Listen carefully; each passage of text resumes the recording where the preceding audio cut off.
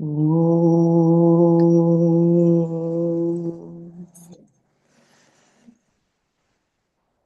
Om.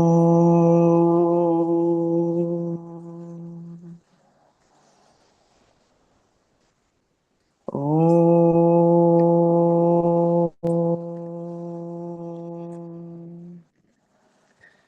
Om Sahana Bhavatu Sahanau Bhunaktu Saha Viryankaravavahai Tejasvinavadhitamastu Ma Vidvishavahai.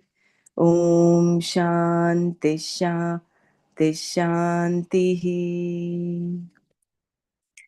Narayanam Namaskritya Naram Chaiva Narottamam Devim Saraswatim Vyasam Tato Jayamudiraye.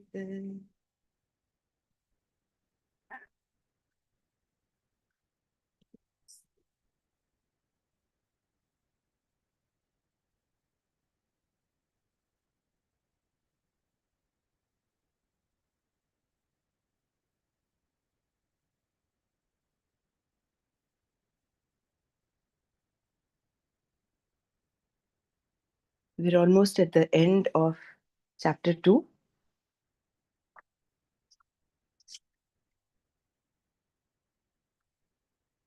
We'll just read the shlokas from Sthita Prajnasya Ka Bhasha.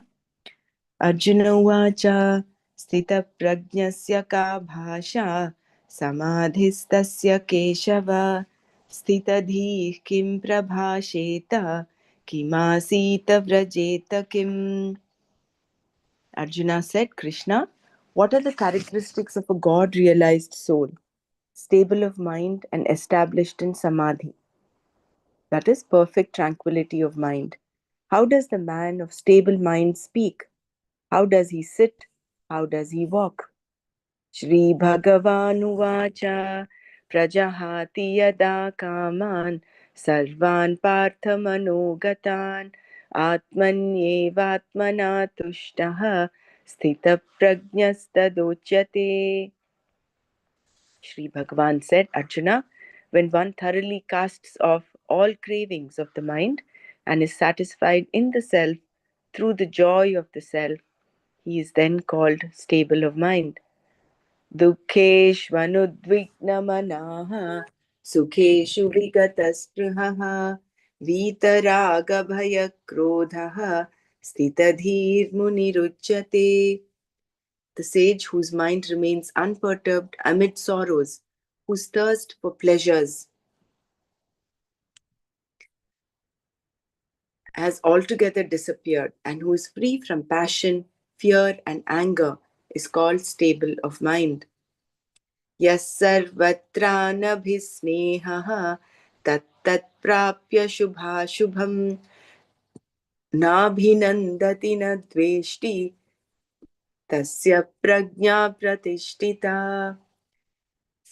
He who is not attached to anyone or anything, and meeting with good and evil, neither rejoices nor recoils, his mind is stable. Yada samharate chayam kurmunganiva sarvashaha indriyani indriyartebhyaha tasya prajna pratishtita. When, like a tortoise that draws in its limbs from all directions, he withdraws all his senses from the sense objects, his mind becomes steady.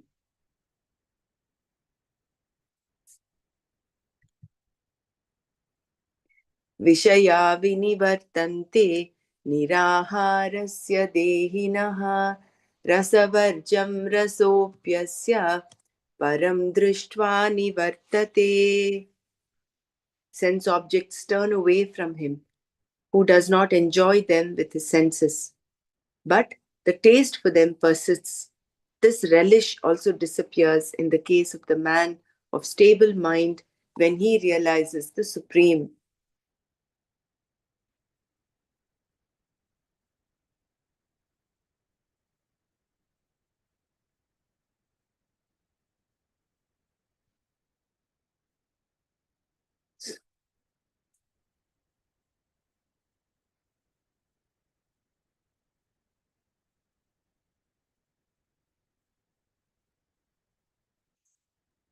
यततो ह्यपि कौन्तेय पुरुषस्य विपश्चितः इन्द्रियाणि प्रमाथीनि हरन्ति प्रसभं मनः. Turbulent by nature, the senses, even of a wise man who is practicing self-control, forcibly carry away his mind, Arjuna. तानि सर्वाणि संयम्य युक्त आसीत मत्परः वशे हि यस्येन्द्रियाणि तस्य प्रज्ञा प्रतिष्ठिता. Therefore, having controlled all the senses and concentrating his mind, he should sit for meditation, devoting himself, heart and soul to me. For he whose senses are under his control is known to have a stable mind.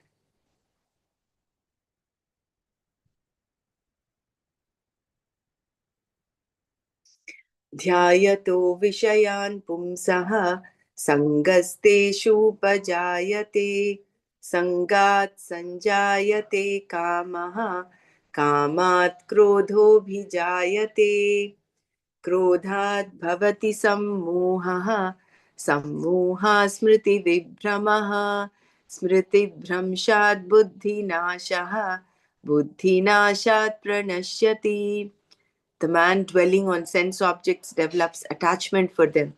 From attachment springs up desire, and from desire, unfulfilled, ensues anger. From anger arises delusion. From delusion, confusion of memory. From confusion of memory, loss of reason. And from loss of reason, one goes to complete ruin. रागद्वेषवियुक्तैस्तु विषयानिन्द्रियैश्चरन् आत्मवश्यैर्विधेयात्मा प्रसादमधिगच्छति.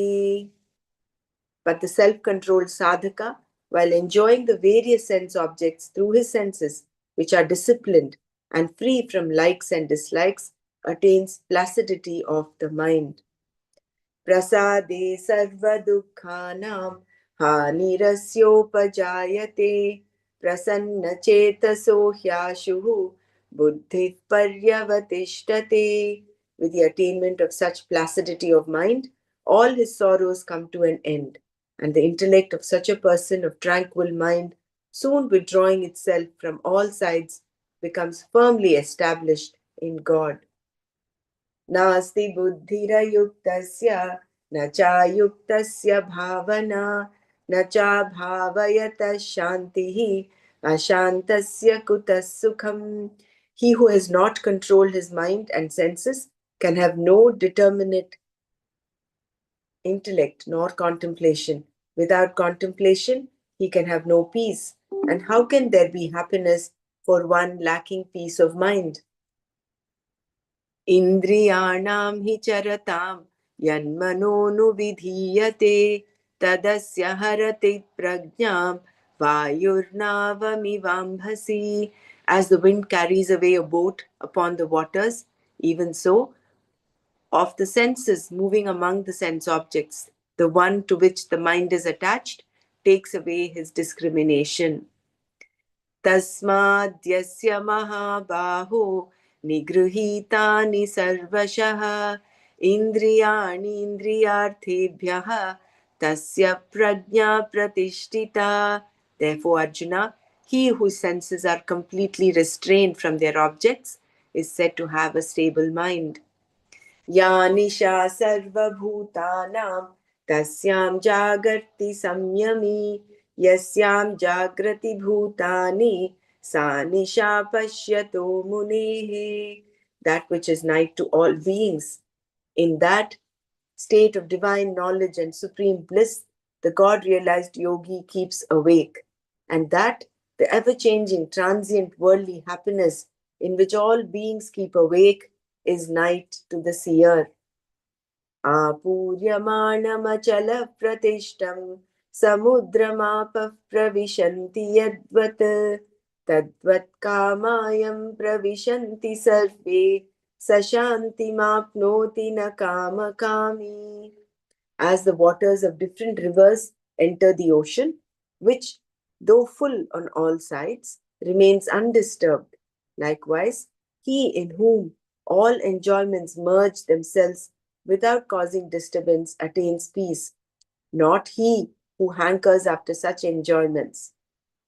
Vihaya kamanya sarvan pumanscharati nispruhaha nirmamo nirahankaraha sashantimadhigacchati. He who has given up all desires and moves free from attachment, egoism, and thirst for enjoyment attains peace. एषा ब्राह्मी स्थितिः पार्थ नैनां प्राप्य विमुह्यति स्थित्वा स्यामन्तकालेऽपि ब्रह्मनिर्वाणमृच्छति. Arjuna, such is the state of the God-realized soul. Having reached this state, he overcomes delusion, and established in this state, even at the last moment, he attains Brahmic bliss. ॐ तत्सत् इति श्रीमद्भगवद्गीतासु उपनिषत्सु ब्रह्मविद्यायां योगशास्त्रे श्रीकृष्णार्जुनसंवादे सांख्ययोगो नाम द्वितीयोऽध्यायः. अथ तृतीयोऽध्यायः कर्मयोगः. अर्जुन उवाच जायसी चेत् कर्मणस्ते मता बुद्धिर्जनार्दन तत्किं कर्मणि घोरे मां नियोजयसि Keshav.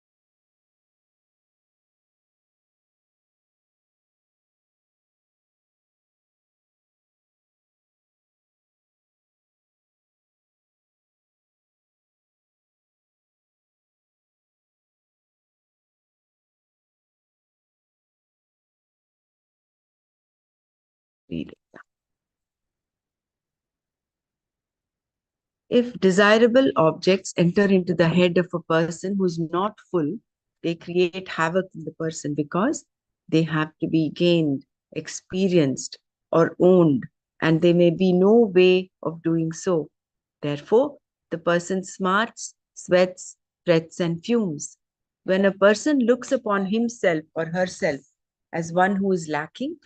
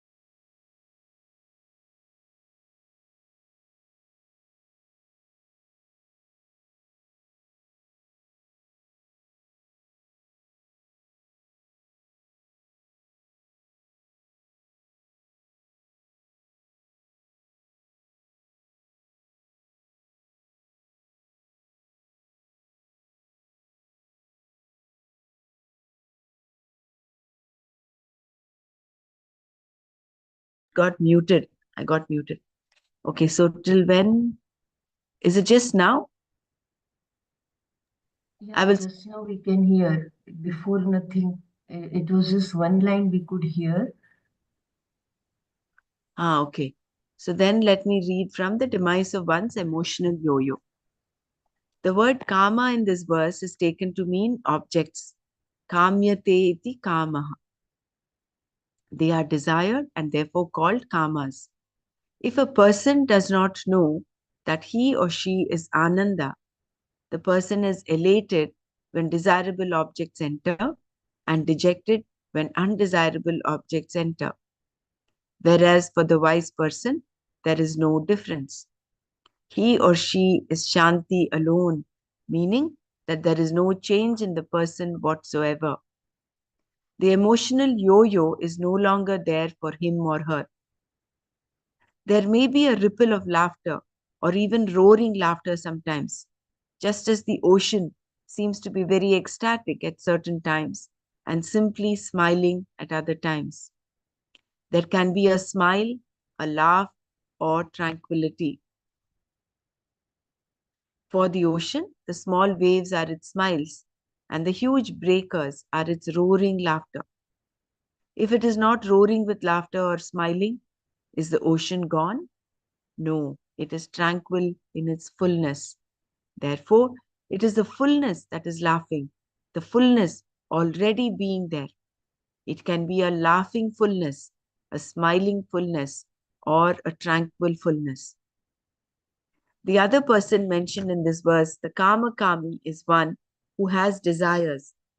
This is not to say that he or she has a desire for desires. No one wants to have a desire for desires. But this person definitely has desires for desirable objects. Into this person's mind also, sense objects enter. The world enters. When the desirable enters, there is elation. And when the undesirable enters, there is depression. In this way, the emotions of the person go up and down like a yo-yo.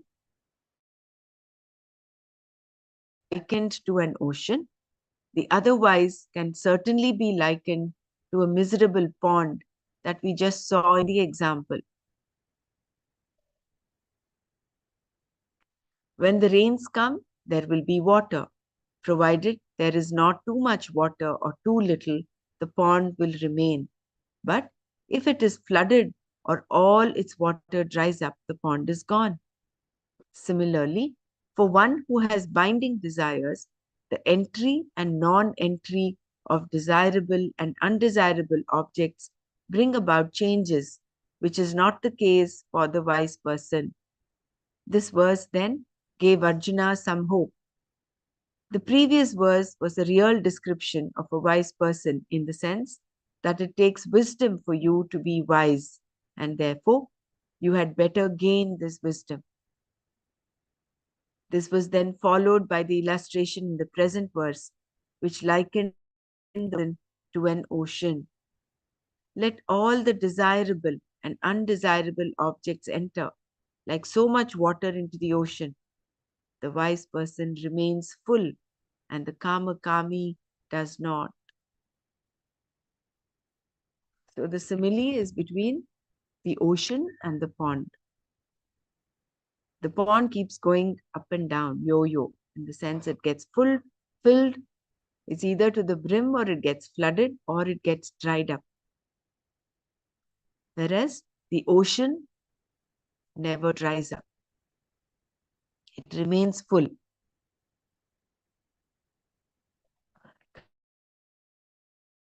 Krishna, who has burning desires, will always have problems. And that by this illustration, Arjuna would know what a wise man is like. Having said this, Krishna then summed up this section on the Sthita Prajna as well as the entire chapter in the next two verses. Vihaya kamanya sarvan pumaamscharati nisprahaha nirmamo nirahankaraha sashantimadhigacchati.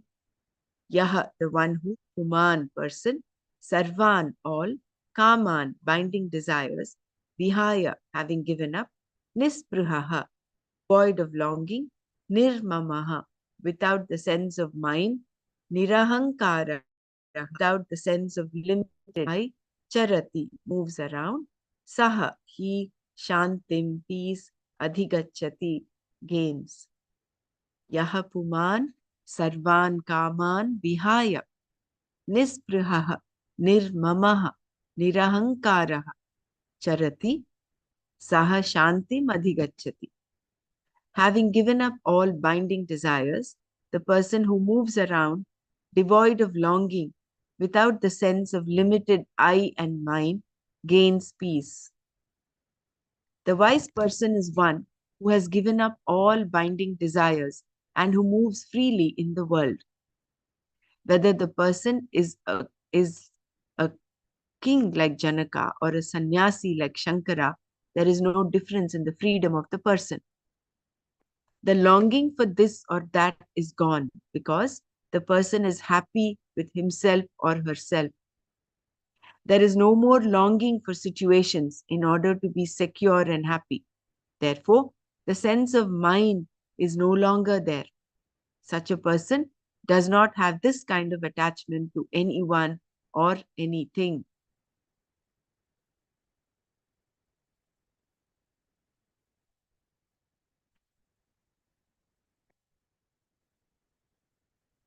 People hold on to certain people and certain objects and look upon them as mine. They are like children who say, "Do not touch this. Do not take it away from me. This is my toy." The only difference between the mind we had as children and the mind we have as adults is that the toys have been replaced with other, more sophisticated objects. In fact, we are nothing but bearded grown up children.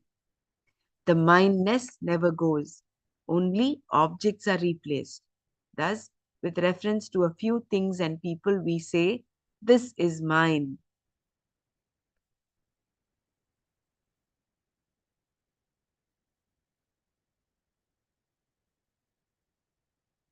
There is no I or mine. However, when I see that the whole thing, everything is myself alone, everything changes. I am the father, the mother, and all the places. Then everything is myself. There is no mine. Mine means that yours, his, and hers are also there. These are the reasons for all your problems. You become small in your own eyes when I and mine are no longer there because you know I am all of this, you are wise.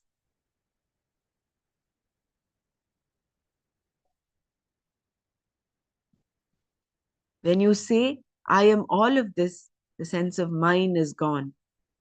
The I sense is also gone because when everything is me, there is no I. People think this is vanity, but vanity only exists when you are small. When you say, "I am everything," there is no vanity. Vanity is only with reference to comparison and pride. When you take yourself to be this much, there is quantifying in terms of your possessions, your capacity, your skills, and so on. Then there is ahankara, ego. But when the ego is bloated to such an extent that I am everything, there is no ahankara at all. There is only reality, knowledge, Brahman. So you expand your ego from the small I to the big I.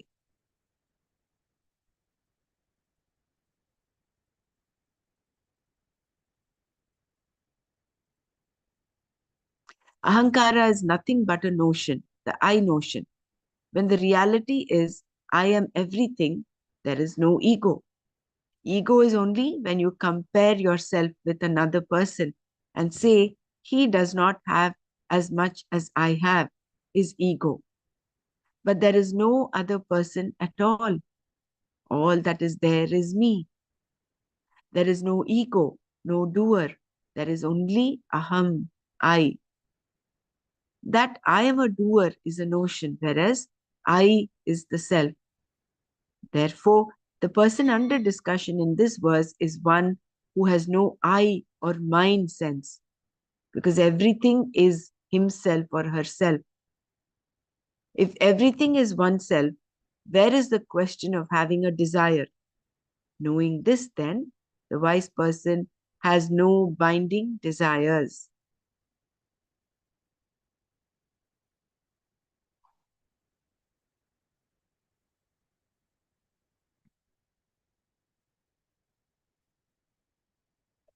So, nirmamaha, nirahankara. When that minus is not there, when does that happen? When you are reveling in that I am everything, I am all of this. So, you're reveling in the Advaita Bhavana. There is no I, there is no mine, there is no his, hers, or others. And because there is no minus, even the ahankara is not there. Ahankara comes in when you consider yourself this much, limited. Or you say, I know this much, not as much as the others know, or not, the others don't know as much as I know. So this comparison is what causes the ahankara, the small I. But when you expand it to encompass everything, then there is no comparison. Who do you compare with? Therefore, that small I dissolves in the big I.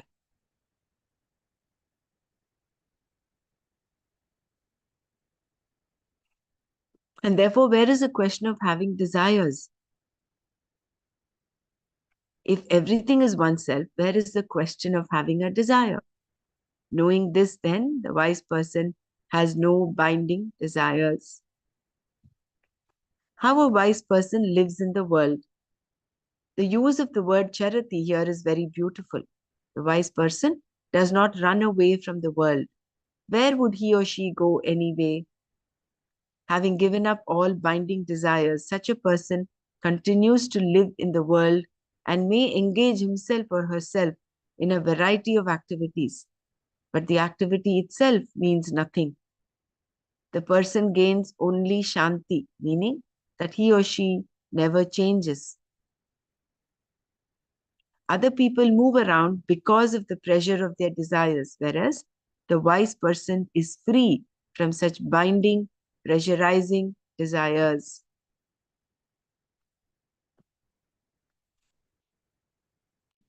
People who are impelled with desires will say, this has to be done. Only then can I be happy. The only difference between a wise person and these people is that the wise person is motivated but not driven by his or her desires. In spite of moving around and being active in the world, there is no appreciable inner change brought about in the person either by desire or by its outcome.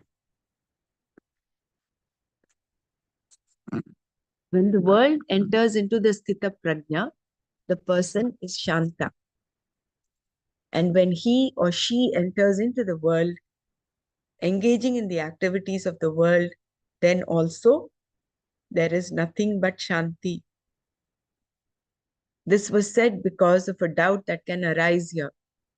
It is fine to say that the sthita prajna is full, and when the world enters into such a person, it merely resolves into his or her fullness. He or she just sits in one place in this fullness, and whatever world enters into the person, Shanti alone prevails. What about the wise person who is active?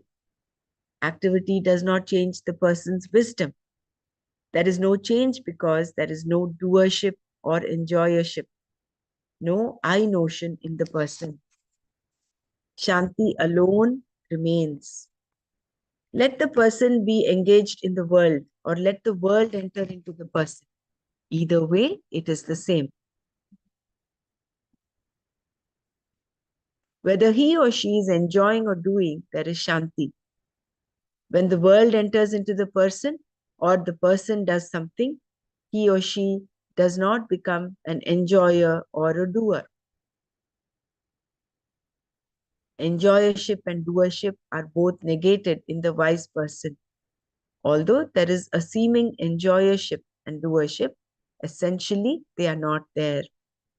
This is what we call bhadita, meaning that through knowledge, the reality of doership and enjoyership centered on I is sublated. When Krishna talked to Arjuna and when Shankara wrote his commentaries, there was doership. But neither Krishna nor Shankara looked upon themselves as the doer. Doership for the wise person is just doing. The notion, I am the doer, is not there. This means that the Sthita Prajna continues to be Brahman. Therefore, Krishna concluded, Esha Brahmi Sthiti Partha Nainam Prapya Vimuhyati Sthitva Syamanta Kalepi Brahma Nirvanam Richati. Partha, O son of Pritha Arjuna, Esha, this, Brahmi Sthitihi, the state of being in Brahman, Enam, this, Prapya, having gained, na vimuhyati, is not deluded, Antakale, at the end of life, Api, even, Asyam, therein, Stitva, remaining, Brahma Nirvanam, liberation, Richati, gains. Partha, Esha Brahmi Stitihi, Enam Prapya Navimukhyati, Antakale api Asyam Stitva Brahma Nirvanam Richati. This is what is meant by being steady in Brahman, O Partha. Having gained this, one is not deluded. Remaining therein, even at the end of one's life, one gains liberation. The steady knowledge, jnana nishtha, that has been the topic of Krishna's teaching from the beginning is steadfastness in Brahman, Brahmanishtha. In between, Karma Yoga was pointed out, and Arjuna's question concerning the definition of Sthita Prajna was answered. This same steady wisdom being again mentioned. Jnana Nishtha means steady knowledge, and Brahmanishta is one whose knowledge is that Atma is Brahman. It is this knowledge called Brahmanishta that is being praised here in the last verse of the second chapter.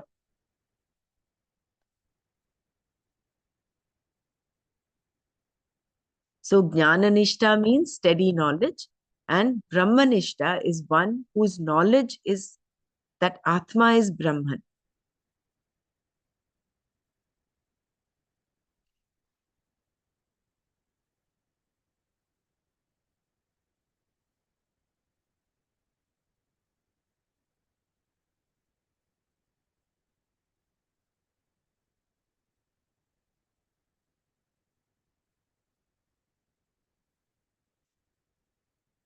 They are like synonyms, right? Sthiti refers to this nishtha or steadfastness in the knowledge. Addressing Arjuna as Partha, the son of Pritha, Krishna told Arjuna that being a Sthita Prajna is the state, sthiti, of being in Brahman, born of the knowledge of Brahman. However, once we use the word state, there is a problem because being only a state, it will not always be the same. Previously, something was not, and now this something is in a particular state. Later, using the same logic, it will be lost when another state is gained, just as the previous state was lost when this state was gained. Example could be the water. Water is the liquid state of H2O. Whereas when you solidify it, when you freeze it, it becomes ice. And when you heat it, it becomes steam. So the state can keep changing depending on what is done, depending on the situation. Whereas this, it's not really a state. It is always there.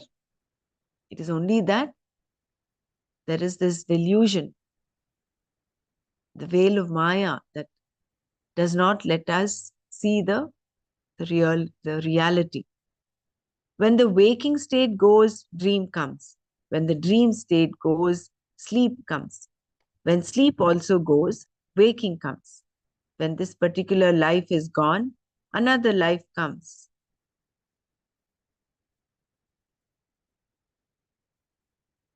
Because of centrifugal force, we find that certain things are in a particular state or position, and when the force is gone, they are no more in the same position.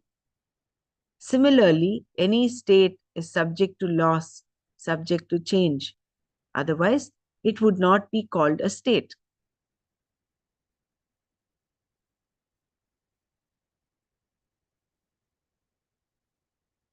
The example of the centrifugal force is the merry-go-round. So the merry-go-round, as long as there is this movement of the motor, the whoever is there, the objects keep moving in a circular manner along the circumference. But once that is stopped, they all come back to the neutral position.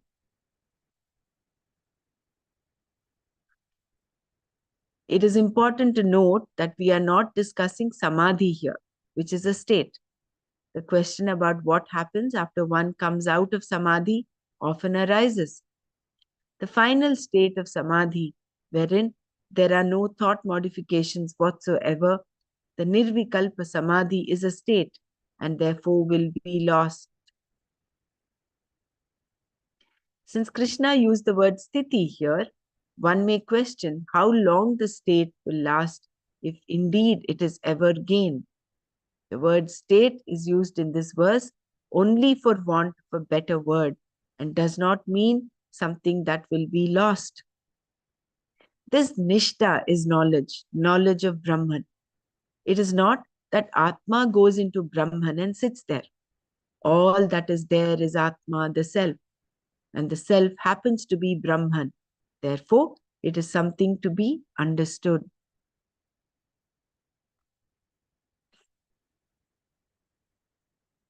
Knowledge of Brahman is not a state. There is no Brahman other than Atma. Atma is Brahman. If Atma is Brahman, it is a matter for understanding. It is not a state. It is knowledge, gaining which the person is no more deluded. Because knowledge is not a state, the wise person never dons the cloak of delusion again. Therefore, one's old ignorance does not come back. Such notions that were based on ignorance, such as I am a jiva, a mortal, a doer, an enjoyer, also do not return.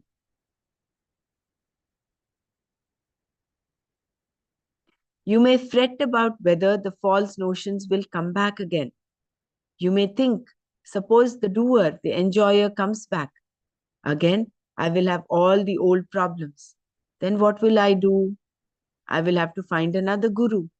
My present guru will send me away because, having taught me once, he will not want to teach me again. What will I do? Again, I will have to come back. I will have to assume another body, and everything will start all over again. There is no such problem because what we are discussing here is not a state, it is knowledge. Knowledge gained is gained for good. Atma is Brahman. When its Swarupa, its nature is understood, there is no more Jiva. The individual is gone.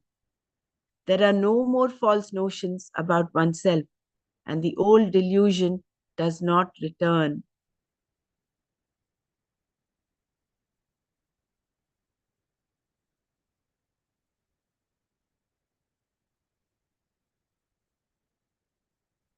It is never too late to gain self-knowledge. Krishna then said that, remaining in this knowledge of Brahman, the wise person gains moksha in this life itself. Living, he or she is liberated. Also, there is one more piece of information given. Liberation is possible even for a person who is in the last lap of his or her life. The person may be very old. The ears may no longer hear. The eyes may not see. The liver may not work. The heart may be palpitating. And the person may always be scratching his or her head in order to remember things, none of which matters at all. Even if a person is old and is in the last days of his or her life, the person can know, helped by all life's experiences. The old problems are no longer there, and everything has been tried anyway. It is only those who cannot even try any longer who tend to think of themselves as lonely. I cannot go out boating or fishing. I can no longer catch any salmon. They move too fast for me. Now it is deer season and all the deer escape from me. I cannot even drive a car, and I'm in an old age home. No one comes to see me except at Christmas time. Even then, my family asks me how I am and goes away again. For such people, these are big problems. Whereas, if a person has some discrimination and has learned what life can teach, nothing is really a problem for him or her anymore. He is Atmanyevatmana Tushtaha. Life is meant for all this. Children are born and call you daddy and then granddaddy. When you are a daddy, you are supposed to be a Viveki, one who can discriminate the real from the unreal. And when you are granddaddy, you are supposed to be a grand Viveki. Naturally, then, such a person is ready. If all the people go away and he is left with himself, it should not be a problem. By now, the person should know that nothing is really with him or her except some social security, perhaps. There is no other security. Then, having some viveka, if the person listens to the Shastra, the knowledge will stick. Why? Because the person is mature.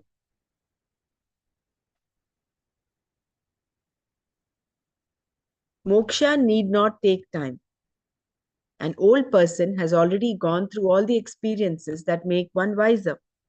For such a person, one sentence, if presented properly, is enough. He or she should be mature by this time and therefore should have no emotional problems or raga dveshas. This kind of mature person, even though close to death, can gain the knowledge. Earlier in this chapter, we saw the story about King Parikshit that bears this out. A curse was placed on him that he would die in a week. He went to Vyasa's son Shuka, who was a jnani, and told him that he had only 1 week to live. In response, Shuka just laughed. Why are you laughing? The king asked. I am going to die in a week. Shuka then explained why he was laughing. You are lucky, he said. You say you're going to die in a week. This means that you know you're going to be alive for 7 days, whereas I myself have no such guarantee. Since you are sure you are going to live for 7 days, it is definitely a matter for celebration. You are lucky, my God. You can be Brahman by that time. 7 days are more than enough time to change one's whole perspective. And sure enough, in 7 days, this king became a jnani. Thus, even if you are suffering from a terminal disease or are very old, it makes no difference. You can gain moksha, liberation.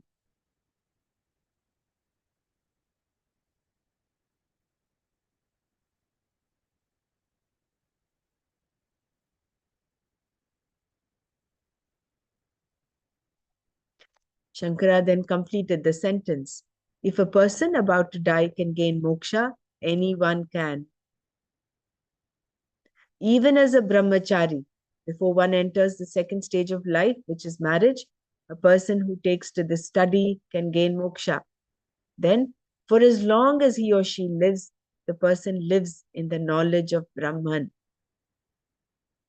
When the ears hear, the eyes see, the mind is thinking, and memory is a possibility, knowledge can definitely be gained. If a person whose memory is gone, whose eyes do not see, and whose ears do not hear can gain this knowledge, all the more possible is the knowledge for one whose body is healthy and whose mind is bright. There being no doubt that knowledge is all that is to be gained for one to be liberated, the second chapter comes to an end.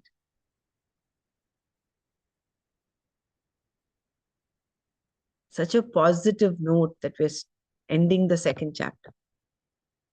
Even a person who is old and debilitated, whose memory is not functioning, whose eyes do not see, ears do not hear, can gain knowledge. Then a person who is alive and kicking, whose functions are optimized, can of course gain this knowledge.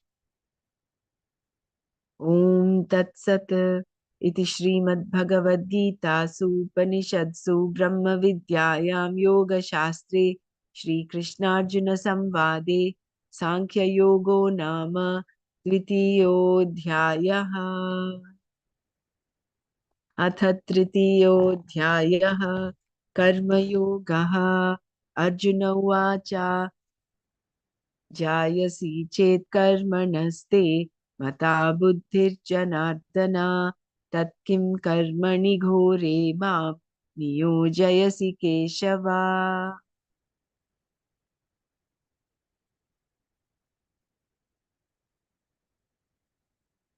That's it. So let's spend some time doing Manana. We have about 10 minutes.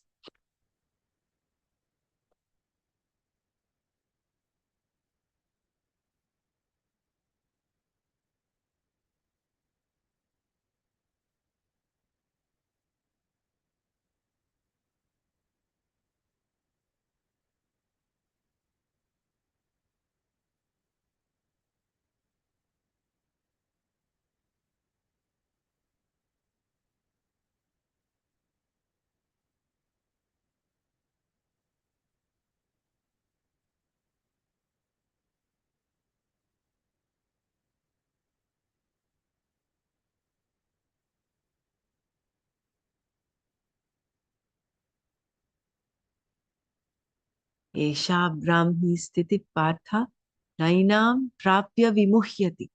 There is no more delusion for him. There is no more emotional yo-yo. And in order to get to that, in order to be in that state, state is actually a word that is used for want of a better word. It is not a state. It is what is. Atma is nothing but Brahman. The only fundamental problem is of misidentity because of this layer of avidya. And that can be removed only with knowledge. And for that knowledge to dawn, one needs to have the 4 pillars of knowledge: Viveka, Vairagya, Shamadhi, Shat Sampatti, Mumukshutva.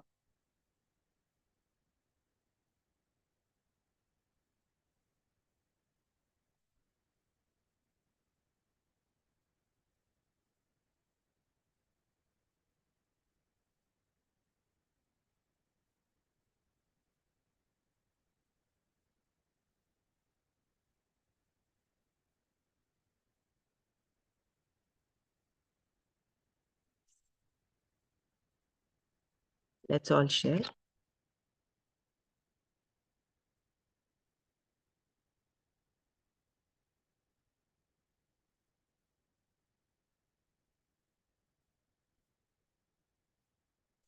So tomorrow we will begin the 3rd chapter.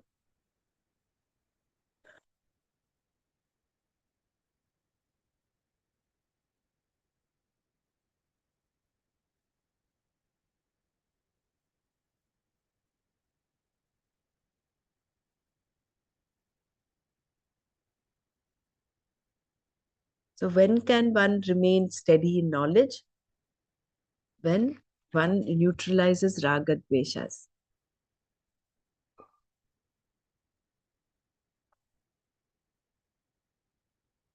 And these raga dveshas are binding raga dveshas.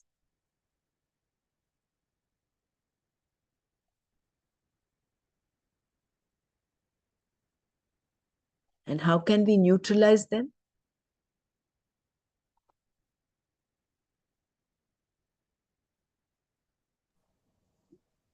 By samatvam, by seva, satsang, by karma. Doing karma with prasad bhavana. Whatever comes. Yeah, by being a karma yogi. A karma yoga is the lifestyle to with the sole intention of neutralizing raga dveshas. Yajna bhava, and that yajna bhava itself is karma yoga, wherein you're doing everything as an offering, and whatever is the outcome, you're taking it as prasada. So then there is that steady state of tranquility, that the prasanna chitta happens. There is no more emotional yo-yo. Desirable objects come, you become very elated, like the pond which is overfull. And when undesirable objects enter, you become very unhappy, like the pond getting dry. But when one practices karma yoga, he or she is like the ocean, is full. Things that are desirable happen, but he's tranquil, he or she is tranquil.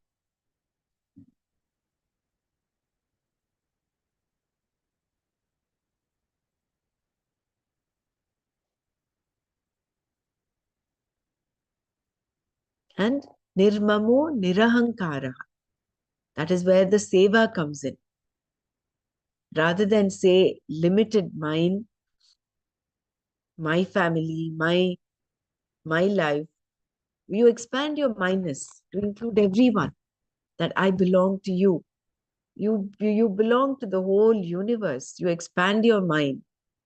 Then there is no small mind that remains. Everything is you. Similarly, ahankara. As long as we're reeling in the smallness, small I, you will feel limited. You will feel you judge yourself and you're judging others.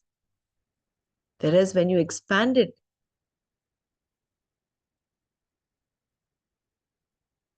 to infinity, then there is no small I. There is only I, that is Brahman. There is no other.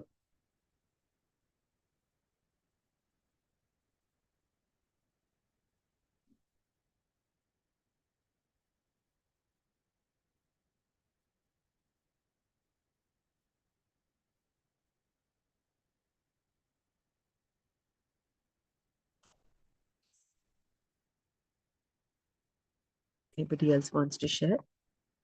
So this moksha does not require time. It is not after some time, or it takes a long time.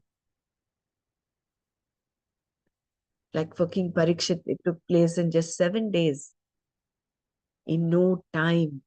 But when can that happen? When the person is mature. When a person discriminates, has enough viveka and vairagya, and is pursuing this knowledge. One sentence is enough.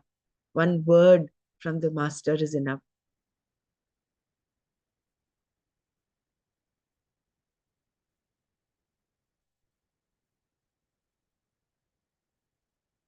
And this is a state of no return.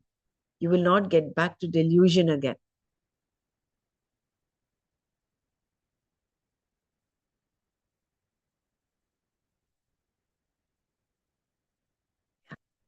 Stop here.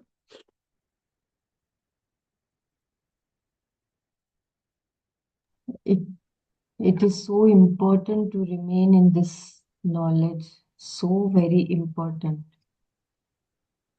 Because being in samsara, we again get lost in that duality, again that desire, again that ahamkara, mamakara, again that pain, pleasure, everything.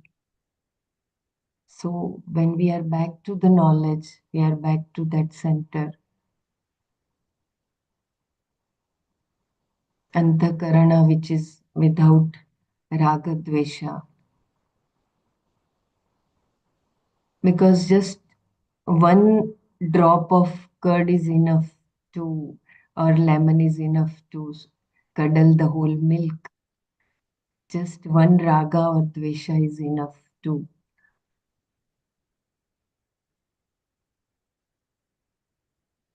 make the mind.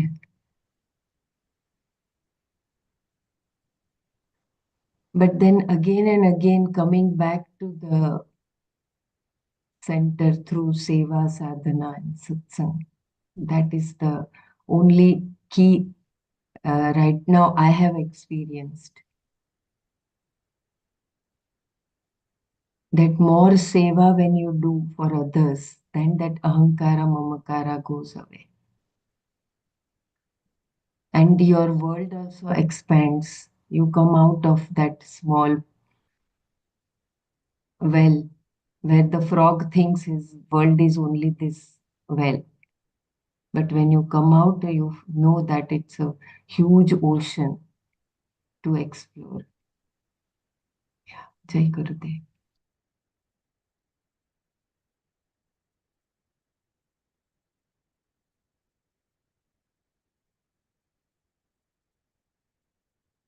Beautiful.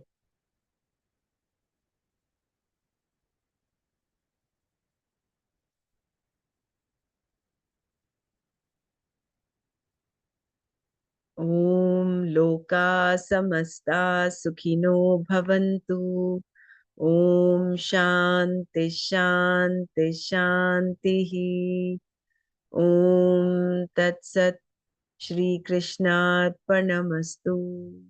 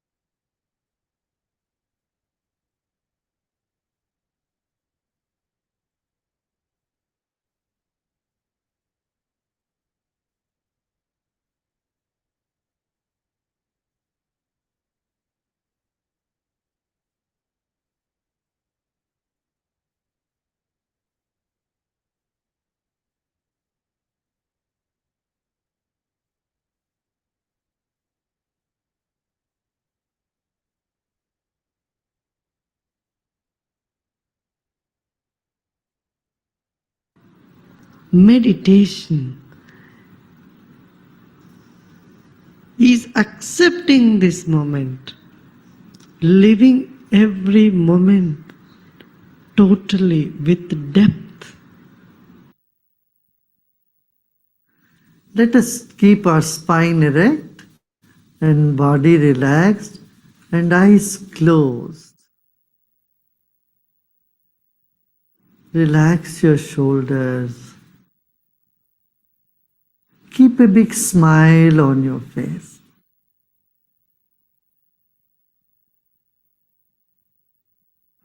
You're sitting like the statue of Buddha, very serene and with a serene smile on your face. Relax your body.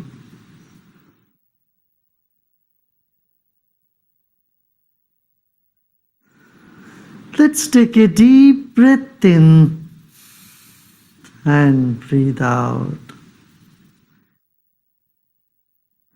Become aware of your chest region, throat and chest region.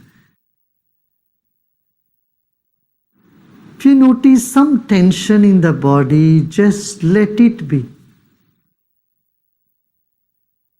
Except those parts of the body where you feel a tension, the other parts are in comfort.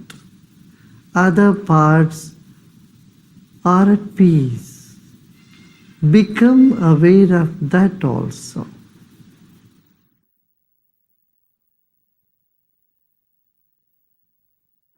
There are many good things about you and inside of you. Acknowledge them. They will never leave you. And the negative aspect you may see in you is never going to stay with you forever. They are all guests for some time. Let them be. Sit with the total acceptance of yourself the way you are at this very moment. Total acceptance of what is now here lead us to deeper meditation.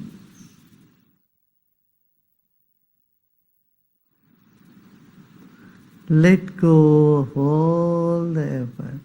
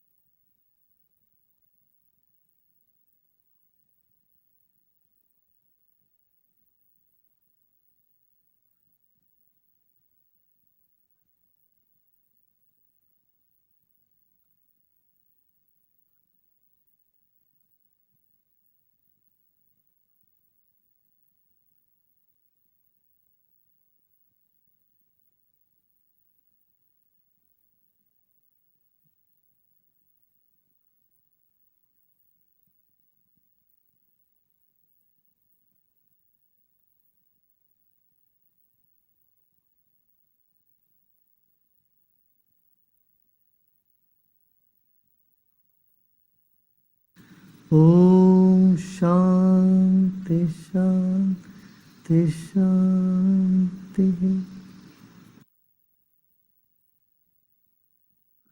Let go of all your effort and be in this emptiness.